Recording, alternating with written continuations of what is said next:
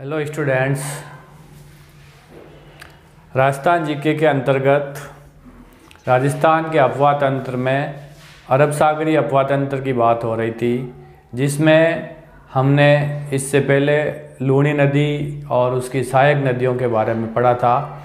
आज हम उसी अरब सागर अपवाह तंत्र की एक दूसरी नदी है पश्चिमी बनास, उसके बारे में बात करते हैं। इससे पहले मैं थोड़ा सा पीछे की टॉपिक में जो बात हुई थी उसके बारे में बात कर लेता हूँ कि जो अरावली पर्वत श्रृंखला है वह राजस्थान में एक जल विभाजक का कार्य करती है और इसके जो पूर्वी ढाल है, पूर्वी ढाल की तरफ से जो भी नदियाँ निकलती है वो नदियाँ सभी बंगाल की खाड़ी अपवाह तंत्र का हिस्सा है और इसकी पश्चिमी ढाल से जो नदियाँ निकलती है वह अरब सागर अपवाह तंत्र का हिस्सा है। और इस अरब सागर के अपवाह तंत्र में मुख्य रूप से 4 नदियां हैं, जिसमें हमने बात की थी लूणी नदी की, लूणी नदी, और उसके बाद आज हम बात करेंगे पश्चिमी बनास नदी, पश्चिमी बनास नदी, और फिर एक नदी है साबरमती नदी, और चौथी अरब सागरीय अपवाह तंत्र में माही नदी। तो ये 4 नदियां जो है वो राजस्थान के अंदर अरब सागरीय अपवाह तंत्र का हिस्सा है, जिसमें लूणी और पश्चिमी बनास ये जो 2 नदियां हैं वो कच्छ की खाड़ी में गिरती है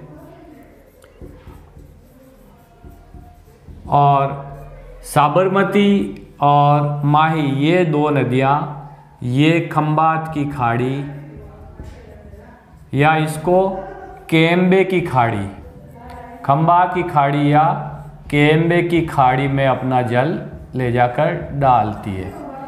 देखिए आप खाड़ी होता क्या है इसके बारे में बात कर लेते हैं। 4 शब्द है कि यदि एक कोई भूमि का टुकड़ा है, भूमि का हिस्सा है, ये मान लीजिए भूमि है और इसके चारों तरफ अगर जल है, चारों तरफ अगर पानी है, तो ये जो भूमि का टुकड़ा है ये कहलाएगा द्वीप कहलाएगा। इसके उलट अगर चारों तरफ भूमि है और इसके बीच में जो है कोई जल स्रोत है, चारों तरफ भूमि और बीच में जल स्रोत है, तो ये कहलाएगा झील कहलाएगा। अब अगर कोई भूमि का टुकड़ा है और इसके 3 तरफ जल है, तो ये जो भूमि का हिस्सा है ये कहलाएगा प्रायद्वीप। जैसे कि अपन दक्षिणी भारत के अंदर देखते हैं दक्षिणी प्रायद्वीप का हिस्सा, तो 3 तरफ जल और इसके बीच में ये जमीन का हिस्सा आया हुआ है, तो ये प्रायद्वीप कहलाता है। अब इसके उलट हम देखते हैं कि किसी भी जल स्रोत के 3 तरफ अगर भूमि हो, ये 3 तरफ भूमि है, देखते हैं यहाँ पर ये जल और इसके ये 3 तरफ भूमि है।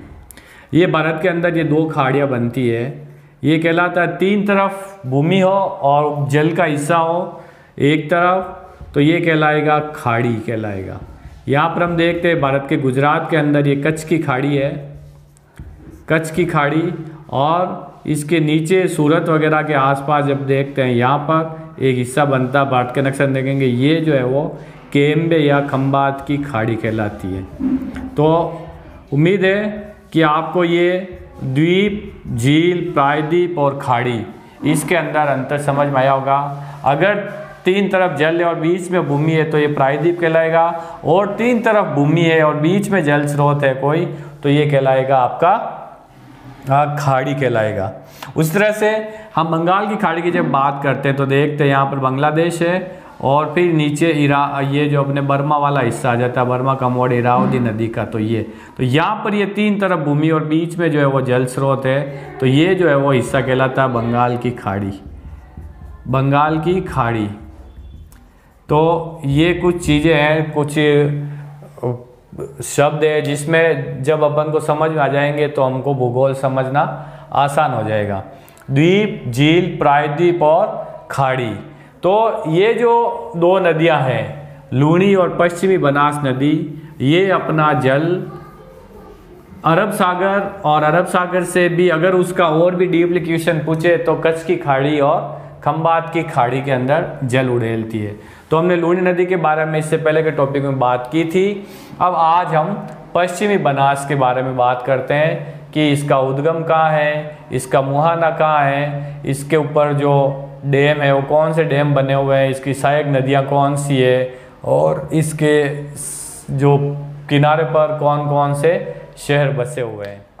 पश्चिमी बनास नदी जो है इसका उद्गम स्थल राजस्थान के अंदर सिरोही जिला है, सिरोही, और सिरोही के अंदर एक गांव है नया सानवरा, नया सानवरा, यहाँ से इस नदी का उद्गम स्थल है।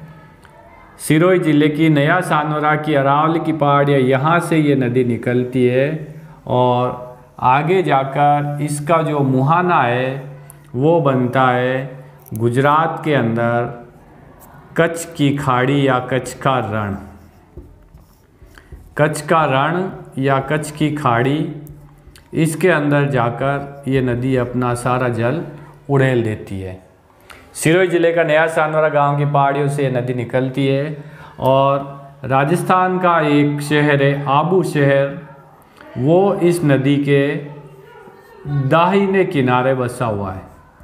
आबू शहर याद रखेंगे, आबू शहर किस नदी के किनारे हैं? आबू शहर पश्चिमी बनास नदी के किनारे है। उसी तरह से आगे जब अपन जाते हैं, गुजरात के अंदर एक बहुत ही प्रसिद्ध शहर है डीसा, वह डीसा शहर भी इसी नदी के जो दाहिने किनारे पर बसा हुआ है। मैंने नदी के दाहिने और बाइने किनारे की बात की थी पहले भी, एक बार और बता देता हूँ कि नदी जिस दिशा में बहती है, मान लीजिए नदी यहाँ से इसका उद्गम स्थल है और ये इस दिशा के अंदर बह रही है, तो नदी जिस दिशा के अंदर बहती है उस दिशा के अंदर अगर हम अपना उस मुंह करके खड़े होते हैं तो जो हमारा दाहिना हाथ है वह नदी का दाहिना किनारा होगा और जो हमारा बायां हाथ है वह नदी का बायां किनारा होगा। जैसे कि यहाँ पर देखिए इस दिशा के अंदर जा रही है और मैं इसके साथ साथ जो है वो अपना मुंह करके खड़ा हूँ, तो ये इस दिशा में जा रही है, मेरा मुंह भी दिशा में, तो मेरा ये सीधा हाथ है, तो ये इस नदी का जो है वो राइट बैंक हो गया और ये इस तरफ वाला मेरे लेफ्ट हैंड की तरफ इस नदी का लेफ्ट बैंक हो गया। तो ये समझ आया होगा आपको। तो इस नदी के दाहिने किनारे पर राजस्थान का आबू शहर और गुजरात का डीसा शहर जो है वो बसा हुआ है। अब जो ज़िले हैं, किन किन ज़िलों के अंदर से बहती है? राजस्थान का सिरोही जिला और गुजरात के दो ज़िले हैं इसके, गुजरात के अंदर बनासकांठा और पाटन। बनासकांठा जिला और पाटन जिला इस नदी के प्रवाह क्षेत्र के अंतर्गत आता है।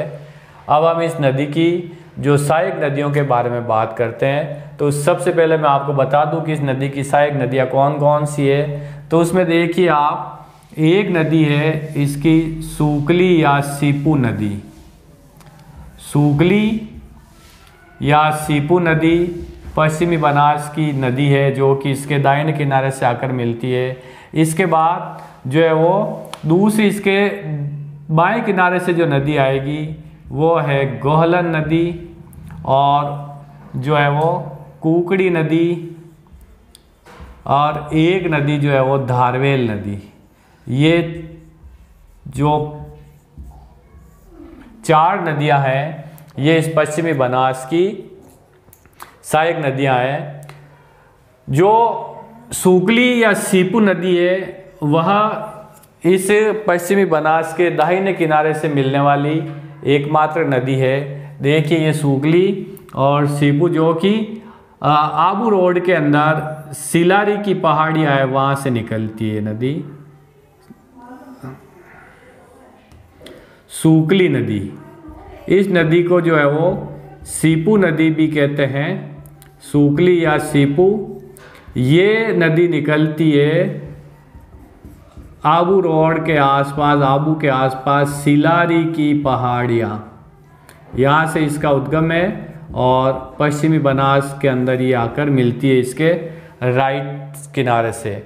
उसके बाद इसके ऊपर एक जो बांध बनाया हुआ है जिसे सूकली सेलवाड़ा डैम कहते हैं, सूकली सेलवाड़ा डैम, सूकली सेलवाड़ा डैम। और एक और डैम है जिसका नाम है गोकुलबाई भट्ट डैम। दो बांध देख लीजिए आप लोग इसके ऊपर, गोकुलबाई भट्ट बांध और सूकली सेलवाड़ा डैम, ये इस सूकली नदी के ऊपर बने हुए हैं। और इसके जो बाईं तरफ से लेफ्ट बैंक पर जो नदी आएंगी वो नदी है, ये है गोहलन नदी। गोहलन नदी पश्चिमी बनास की लेफ्ट बैंक से मिलने वाली एक सहायक नदी है। और एक नदी जो है मिलती है गोहलन के बाद इसके अंदर, कुकड़ी नदी,